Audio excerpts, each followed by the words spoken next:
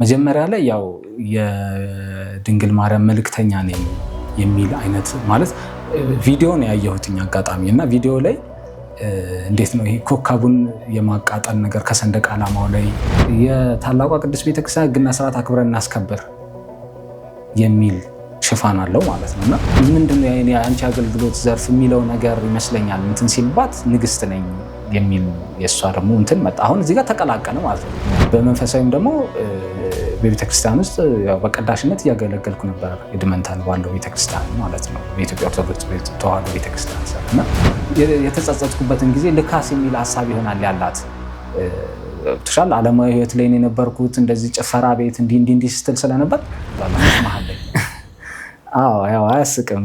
ብዙ ሰዎች ህይወት ያበላሸችበት ይቅርታ በጣም ገርሞኝ ነው ማለት እሷ ገባ ስላለች ነው የገባ። ሊትራሊ እውነትን ለመናገር